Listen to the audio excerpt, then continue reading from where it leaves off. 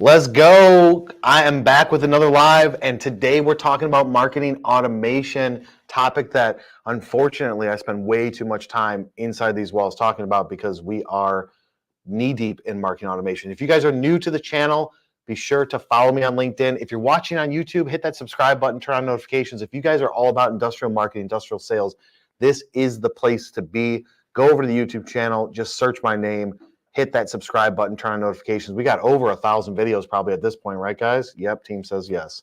They're just nodding their head. Over 1,000 videos right now on YouTube just talking about industrial sales, industrial marketing, how to stand out, all the different services that we offer. We are experts in the space. Go ahead and Google search it. Who shows up first? We do at MFG Tribe because we are the best. So without further ado, if you guys are in this live on LinkedIn, I'm going to need your support in this with some comments as we go through the bullet points that I'm going to talk about because I only got like 3 or 4 of them. So in order to extend this out 60, 70 minutes, which my video team loves, we need all of the comments to fill it up and engagement. Just kidding.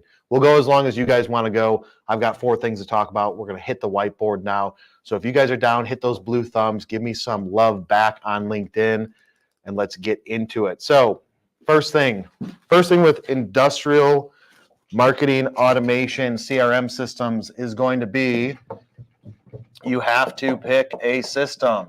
If you guys currently have a system, put it in the comment section below and tell me what that system is so maybe we can talk about it a little bit further. Doesn't really matter at the end of the day what the system is. We're a HubSpot marketing partner. We're almost at platinum status, all within 12 months. I've used Infusionsoft, which is now Keep. We've got Salesforce, which really isn't like marketing automation because you have to use Marketo. We use that all the time. Office, Microsoft Dynamics 365. Again, not really the best out there. We've used it because our industrial and manufacturing companies that we work with, our customers, they have all different types systems, whether it's Zoho, HubSpot, Marketo, Keep, all of the above. We've worked with on a daily basis. Some we love, some we hate, and most of the time we don't get a decision in it. So if you guys are currently using a system, put it in the comment section below and let's see what you guys are up to. Sherry says Salesforce. Justin Tucker says HubSpot. Tim says our CRM is part of our ERP. Oh yeah. So if your CRM is part of your ERP, I have yet to find one that is as good as even like a free system out there. It's great for connecting who you're doing business with in your ERP to, let's now market to these contacts. But the problem is it doesn't usually have the force behind it and all the automation. It's like if they're good at an ERP system, they're not going to be the best when it comes to a CRM or from marketing automation platform. So unfortunately, in your situation, you probably don't have the best tools, but at least you have something to organize everything together. But the key is you have to pick a system. Salesforce is great as an enterprise solution, in my opinion, because you can't tie it into straight email marketing. I think that's where HubSpot takes the cake. Unless you have 100 salespeople, 50, 100, 150 salespeople as an enterprise, Salesforce really isn't the best solution. This is just one man's opinion. You guys can disagree. I know from a CRM system, I know from marketing automation, if you're swimming in the Kool-Aid of the system you have and you're diehard with that, I totally get it and respect it. If you're like, no, dude, Salesforce is the best system out there. It's what it connects to from a marketing standpoint. That's usually where the stuff falls apart. Marketo is extremely expensive, not the best system to use. But fortunately, Salesforce has a direct integration with HubSpot. And you can talk back and forth. We have a major client of ours that has that integration. We spend a lot of time making sure that the 2 systems are updated so that marketing brings in stuff, goes over to Salesforce, sales team at that client, then takes care of things. The communication is back and forth. So it's great if they integrate. So if you are a Salesforce user, that's the system that you have. That's what ownership, upper management said. We are a Salesforce house. Perfectly fine. You can still use something like HubSpot for marketing automation. So that's kind of step 1 is pick the system. Now I'm going to put this into buckets because it's very simple. I always look at things very simple. So number 2 is going to be, we're going to look at the buckets for marketing automation. Buckets. Bucket number 1 is going to be outreach. So this does not matter what type of outreach it is. They could be cold people, they could be warm people, they could be anything, but you want to look at your initial outreach. How are you guys going to get people into your system? What are you going to do with them once they get there? What are the campaigns like? Are you doing 3 emails over 3 months? Are you doing 5 emails over 5 weeks? Are you doing 5 emails over 6 months? You have to have some sort of plan in place to handle the different type of people that you want to reach out to. The easiest way to do it is everyone cold needs some sort of pillar program, right? Some pillar marketing automation workflow, depending on the system that you guys are using. Brittany says using QuickBase. Never heard of that before. So I'm sorry for you, Brittany. You may want to jump onto the free version of HubSpot or get ownership to say, hey, let me get a paid seat. Have not worked with QuickBase before. But just look at it, say, I want to be able to have some pillar campaigns. And it depends on the system you're using with the nomenclature. So let me just stick with HubSpot. HubSpot calls them workflows. A campaign is not what the automation would be, but you just want, like, if I have someone cold, does not matter where they came from, but they are cold. Does not matter if it's a trade show lead, if it's somebody that you pulled from a list, how it got there at this point does not matter. We're just talking about setting up the pillars. You have to have a cold outreach pillar. This person doesn't know much about you at all. You need to educate them. You need to provide them with value. You have a pillar campaign. That's step one, cold outreach pillar. The next one's going to be a warm outreach pillar. These are people that maybe they visit your website. Maybe you've had some engagement with them.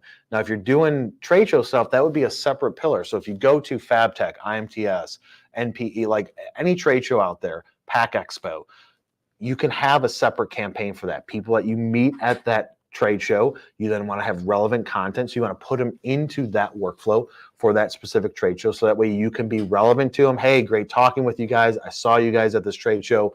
Great, thanks for stopping by the booth. Would love to have a deeper conversation, et cetera, et cetera. But you have to have these things set up before you go through and start marketing it, because what's going to happen is if you don't have everything set up, you're going to have these cold contacts, and I'm guilty of this too here at MFG Tribe, because our marketing has been up and down all over the place over the last 8 years. You get cold contacts and you bring them in.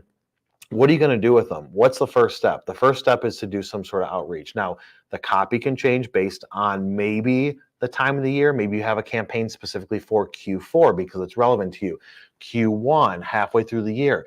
You can set up all of your micro campaigns, but you have to collectively as a team say, all right, if we have a cold contact, a name on a piece of paper, a lead, and we want to put them into a workflow, what does that look like? And build that out. Same thing with somebody that is warm. A warm person comes in. Let's leave trade shows out of it because that would be its own campaign. A warm person comes in. What are we going to do with them? Who do the emails come from? What does the copy look like? What's the frequency? What type of links are we sending? Are we going to track those links? Are we going to make sure that we're scoring everything properly? So you have to look at it and say, with outreach, you've got cold and warm. And then let's erase some of this and make these buckets bigger because my whiteboard is not huge. So bucket one is going to be outreach, right? And you've got all of the cold people, you've got all of the warm people, and you need a system set up for each. Then you've got the hot people. What the hot people that come in, they clicked a link, they downloaded a book, they downloaded a guide, they did something that makes them quote unquote hot.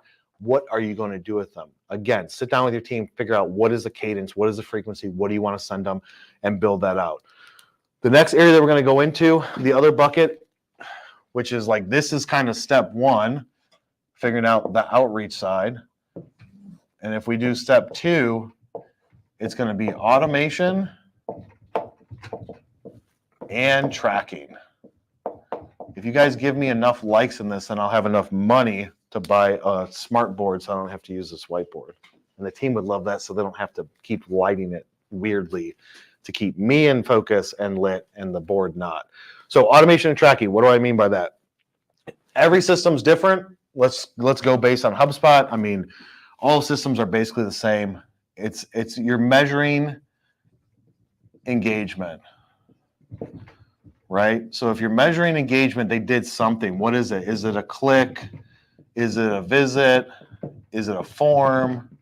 Like, what is it that they did, and what can you then automate for it? A simple thing that I did last week was we get people that come to the website, and we can track that because they're in our HubSpot system. We do email marketing to them. We do cold outreach on the phone. We do social stuff organically and paid. They come to the website, and they get put on a list, right? So that way we can organize it and say, who's been to the website this week and what do we want to do with those people? And one issue that I found is that putting them on a list is not going to let the team know that we've got somebody that visited the website and we should probably reach out and see if they need some help. Now, they didn't raise their hand and say, hey, I need help. They just went to the website, but we're tracking that. And so what we did was we put in some simple automation to say, if they visit the website, notify the contact owner through Slack, because we use Slack internally. Through Slack, create a task, schedule a task to follow up within the next 7 days, see if they need anything, see if they're looking to have a conversation. So we got them to the site, but we didn't have automation in place to make sure that the salespeople know it instantly and have a task to remind them, and then notify the rest of the team through a Slack channel. But looking at your automation, you have to say, what can I automate based on action? If somebody opens an email, what should happen? If they click an email, what should happen? You have to map all of this out and say clicks, opens, website visits, engagement, etc. When that happens, something else has to happen after that, so that way that person can be clearly identified. So they're looking for some sort of engagement, or they're going to do some sort of engagement, and then what are the steps that are going to happen after that? So they took some action. What type of steps can we automate? Maybe you can put them into a workflow, right? A list. You can put them into a list after that. I mean, you could do lots of things. The possibilities are endless, but the key is that you want to have all of that automated and trigger set up, so that way you're not doing it like right when, like, or after the fact, after it happens, going back and be like, oh shoot, we just missed an opportunity with all these people that opened it. Now, there are some things with open rate, click rate, with Apple's privacy on their mail system and their phones, with spam systems, opening, clicking stuff. So you got to kind of look at that a little bit closer. But with HubSpot, this is why I love it. And this is one of the things that sold me on it like 2-3 years ago when we started using it, was they have a scoring system. So all of this equals a score, and you have complete customization of the score. So if somebody clicks a link, if somebody visits your website, if they fill out a form, if they open it, you can assign a score to them, and then you can have automation based on the score to do something. Maybe you want to then make them an MQL, so a marketing qualified lead, based on their score. You can do it in a lot of other systems with clicks, visits, forms, opens, etc. But maybe you want to automate to an MQL. Maybe you want to automate to an SQL, depending on your definition of the two. Maybe you want to create a task. Create task.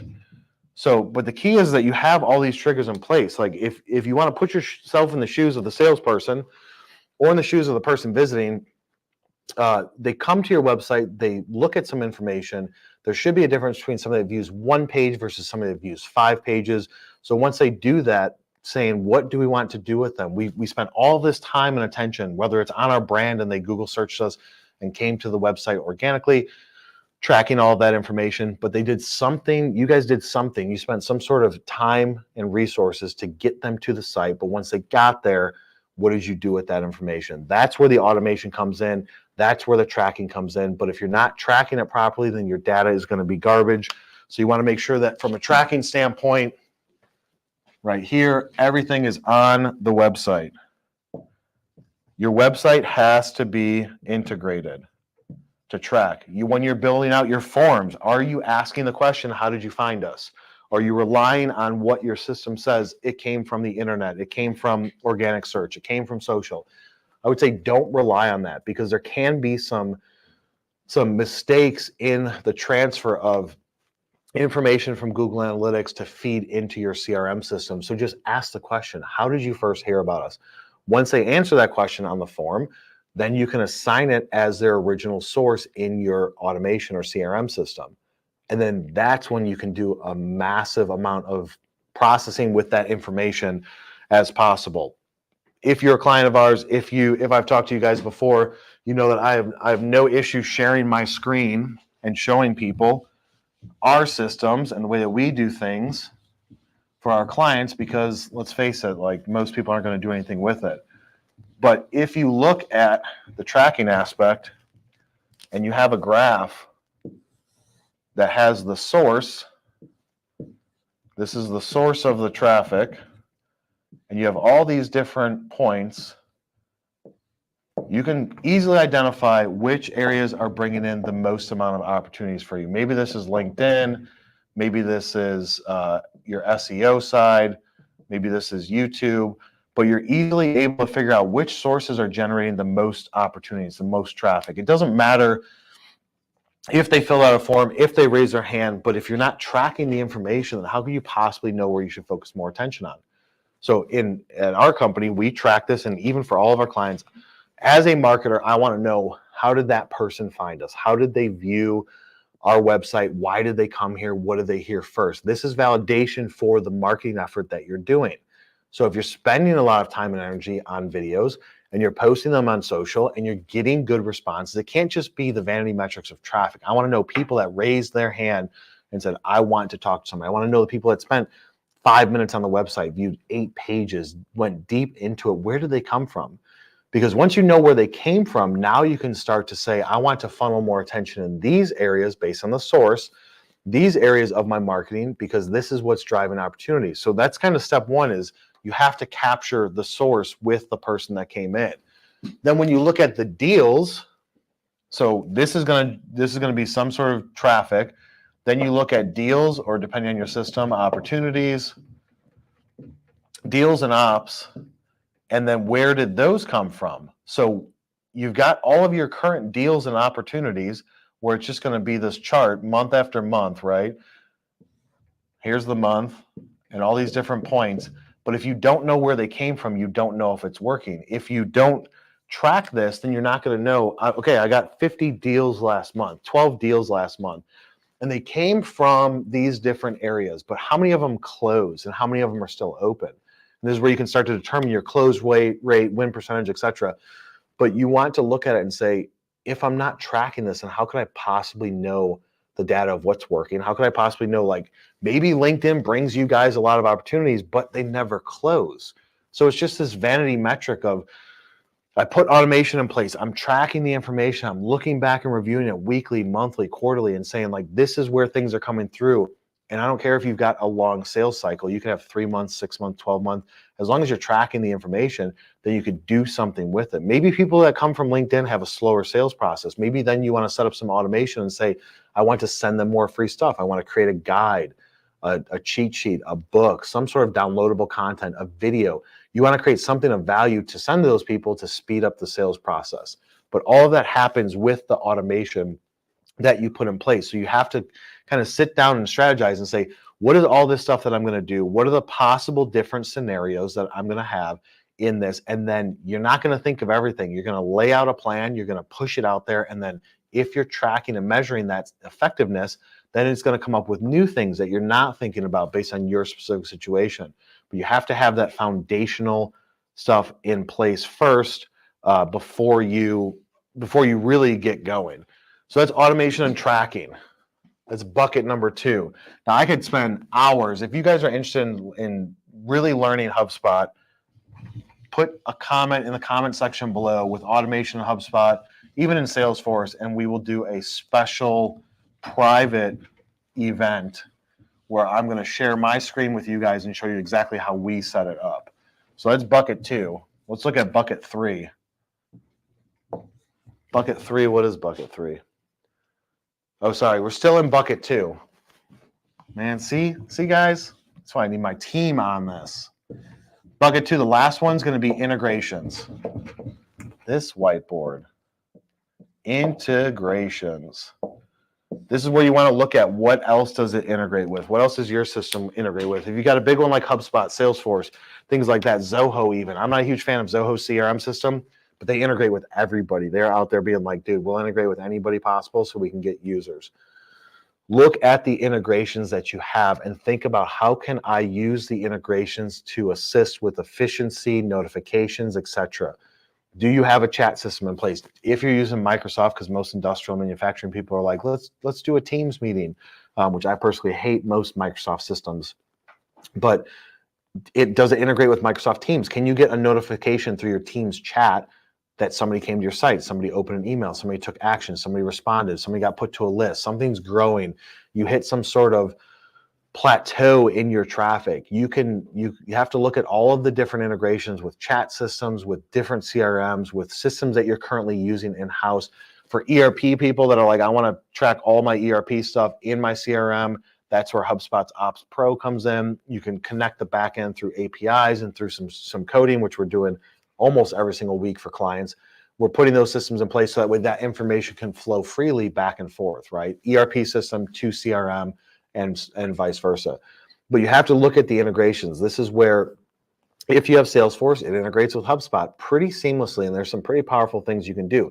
If it's like, my system doesn't integrate with anything, then go to Zapier, right? Go to Zapier, Zapier. They integrate with everybody. It's a little bit longer of a process to map fields and stuff like that, but they pretty much integrate with everybody, so you can set things up. Maybe the only thing that is the worst at integrating is LinkedIn. The only people that do it the best is Microsoft Dynamics 365 because they own them. They have a direct integration with it. It's the cleanest system out there. Now, LinkedIn does integrate pretty cleanly, the Sales Navigator, with Salesforce, because Salesforce is the biggest, but that's pretty much it. But you have to look at all the different channels. How can I make this efficient? What can it integrate? What tools or systems do I currently have? What new things? Do a productivity search to look at new systems out there. Go to G2 or Capterra or one of those sites and say, what's the best X, Y, and Z software for productivity, for messaging? And then pull those things out and look at the integration. Integrations are key because that helps with the automation side of things. As things happen in automation, ties into the integration, notifies you, creates tasks, puts things on your calendar, et cetera, et cetera. This is where you're pulling everything together to where it's like one big circle. And the last bucket, for real this time, the last bucket is maybe the most important, depends on who you ask. Now it's time to fill the funnel. This is where it gets interesting. So if this is your sales funnel and you've got customers at the end and you want to put new people in the top, you have to figure out where are you going to get those people from. And if you don't have a robust system in place to be able to have a strategy of where you're going to get them from, then there's no possible way that you're going to be able to hit that. If you're just relying on organic traffic, trade shows, like, oh, we'll wait, we're going to do a trade show in March, and once that happens, then we'll get some stuff, or our website hasn't really been producing good leads for us, but we're going to wait until we do this, and that. You have to take time out of it and put something in place today that you can do to strictly and directly affect that. So one area is going to be new contacts and where you're going to get them from. Right? And this is where salespeople come in. You can, if you're a marketing guy or a salesperson, you can go to ZoomInfo. I love ZoomInfo. We spend a lot of money with ZoomInfo because it works. You have to also look at LinkedIn. Where am I going to get these new contacts in to put into my funnel? Because once they get in here, it gets choked down, and then in the end, you've got some customers.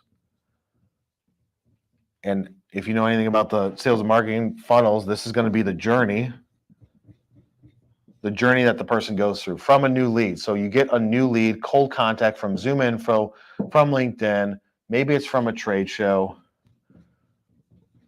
Maybe it's from an industry association. I was going to abbreviate that, but I'm not going to because this is LinkedIn. That's it. You guys didn't even laugh about that? That was a good joke. So you got new contacts. ZoomInfo, pull them in. They're cold contacts. You got to have that marketing automation platform set up and that cold contact funnel.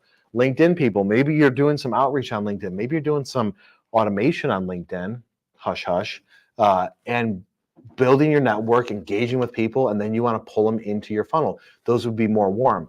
But you have to focus on how am I going to fill the top of this funnel with new contacts? What are all the different ways? Write them all down and then look at it and say, based on all of these different areas that I can get people from, what can I do with automation? What can I do with integrations to say I want to take this group of people, move them into my funnel. Once they get there, they're going to go through one of my pillar campaigns.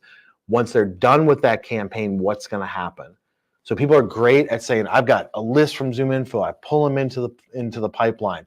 I market them for 5 weeks or for 5 months. And then once that marketing is done, usually then for most marketers, it just stops. It's dead. Those people live in the system. They don't really go anywhere from there. You have to have some sort of connection at the end of that campaign to say, They didn't buy. So as these people leave the funnel, the different stages, and you can have 5 stages in your pipeline, you can have 50. I like to keep it simple. But as people start exiting these stages before they become a customer, hopefully you've identified them, and then you need to put them in some sort of automation. So putting them in some sort of automation as they leave. Maybe it wasn't a fit right now. Maybe you got all the way through and you started talking about money, and then they say, you know what, you guys are too expensive. We found a better solution. That doesn't mean that you've lost them. And this is where automation comes in. So you move somebody from a deal stage, from quoted or sent quote or whatever your deal stage is, into closed lost. That does not mean that the deal is lost forever. That doesn't mean that they hate you.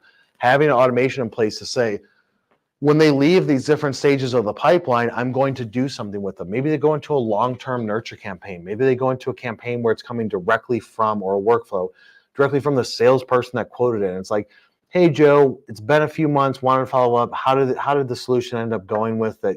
The solution that you went with, how is it working out for you? Or thought of you the other day. We just created this guide, wanted to send it over to you to see if it could provide some value to you. It's like getting creative about ideas like that. Like, you spent time and energy getting people into the top of the funnel. So as they start, squeezing out of the side before they become a customer, you got to do something with them, right? You don't want to see your money just wasted. You need to do something with those contacts and say, I'm going to win them back. It's not a no, it's just not right now. Now, if you've completely unqualified them, let's say they talk to a salesperson and they get to the first stage of qualification, and you're like, no, they are definitely not a fit. Definitely not a fit. You want to leave them in your CRM system and label them accordingly, so that way you don't go and pull them back in and do the whole process all over again. So like most automation systems, you're only paying for marketing contacts that you have, people you're going after regularly, just like with HubSpot. And so therefore you're going to say, I don't want to delete that person. I want to leave them in the system so that way I don't try and market to them again, but I'm going to clearly label and identify them that they are not a fit, they're not qualified. And usually something like that, where you say they're definitely not qualified, is like they have no need for your equipment, service, anything that you have. They're never going to be a customer. Label them accordingly. Let's take a quick break, and then we'll jump into the comment section. We'll be right back. Put your questions in. Let's have a conversation about this. See what issues you guys are dealing with. Talk to me about your systems. We'll be right back. I had to switch up the flow, show you the way that it goes. God is good, but his life is hard. But it gets better when you grind it small. I'm just really trying to leave a mark. We tired of being who they say we are. That's the time we gon' take a fall. Always be real, we don't fake it all. Tired of 9 to 5, just making enough to survive. Only living on the weekends. You really thinking that's why I'm alive?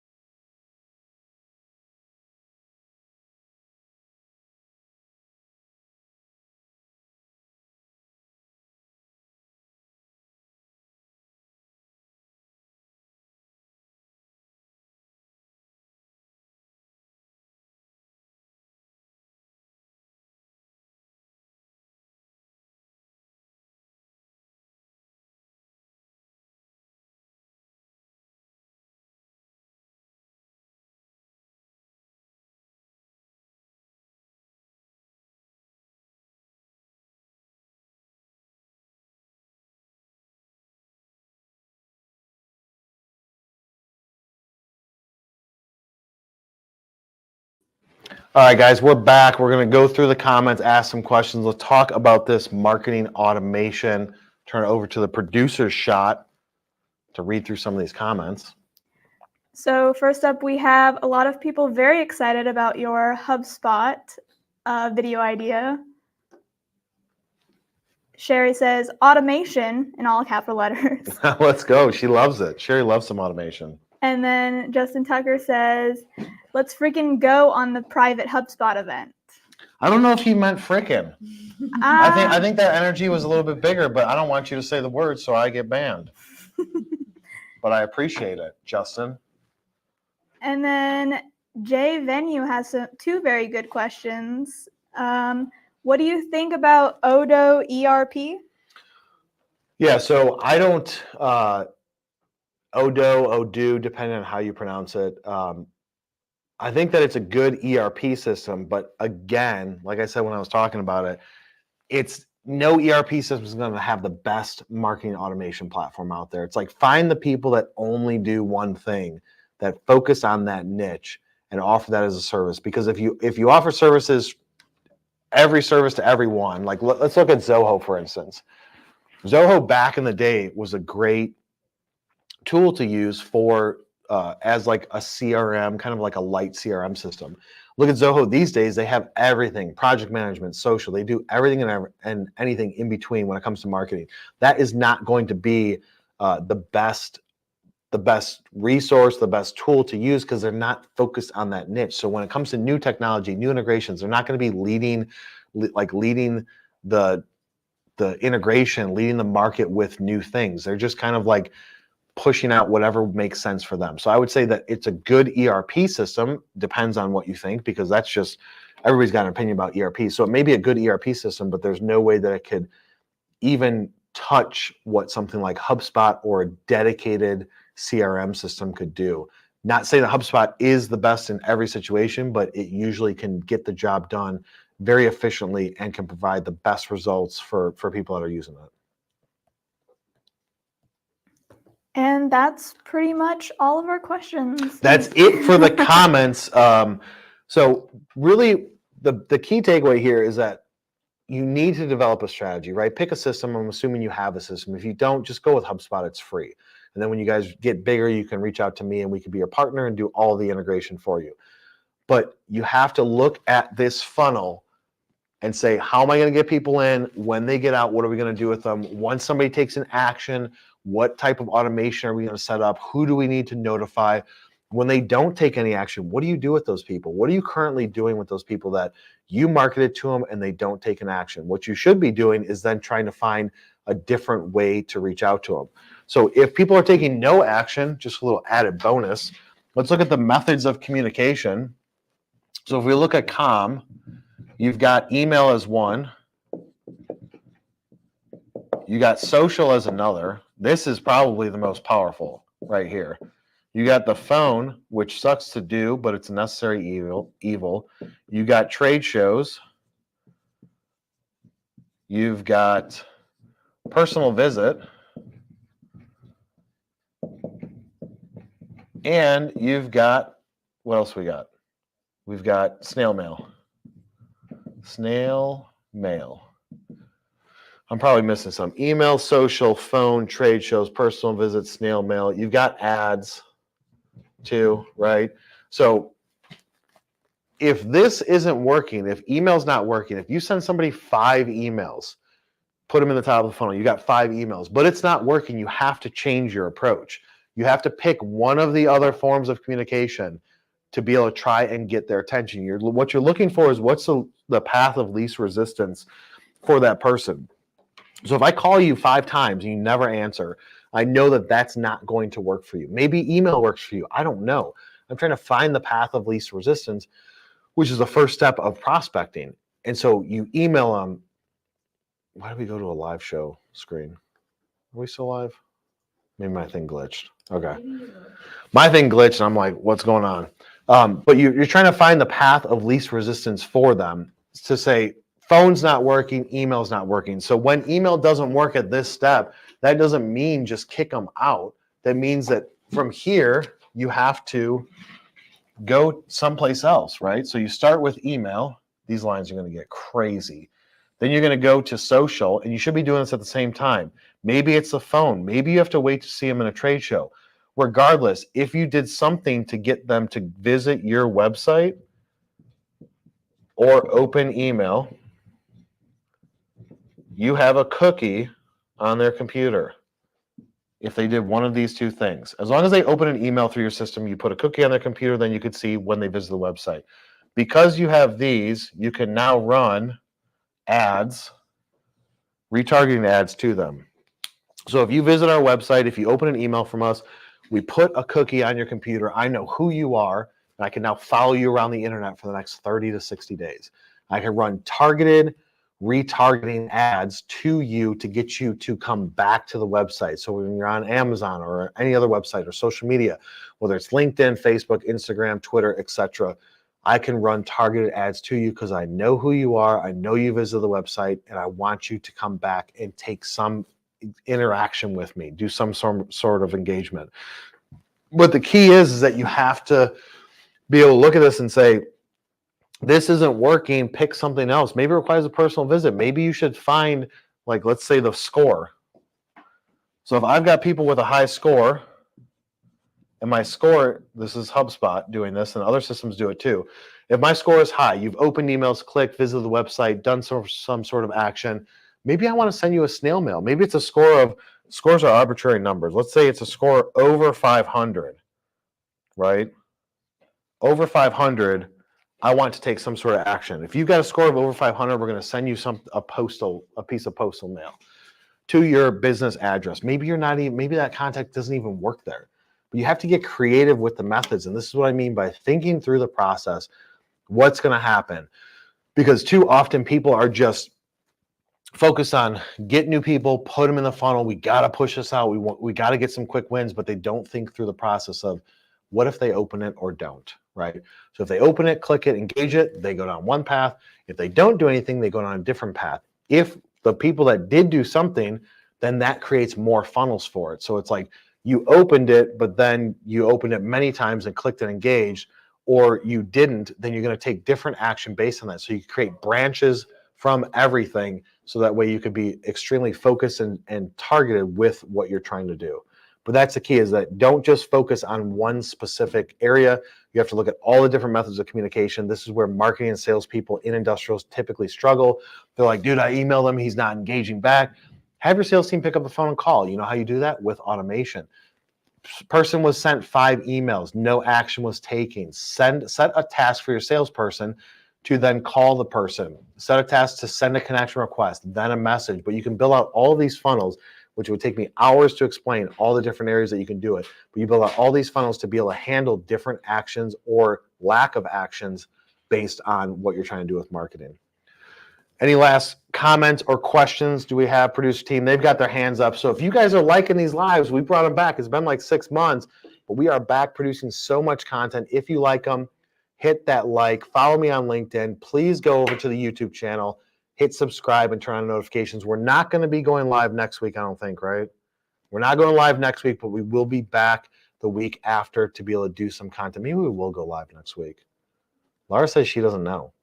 I don't. We do have something fun planned.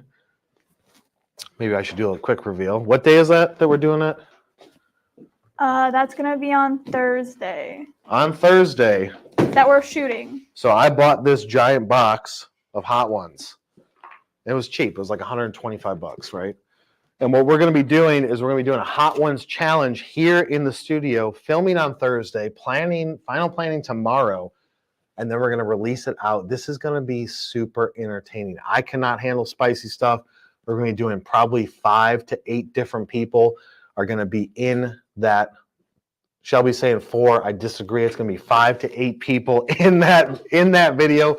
We're filming tomorrow for 4 hours to create some funny behind the scenes content where I'm going to be interviewing people in the office, making them eat spicy things. Maybe some people will throw up, and that's the goal.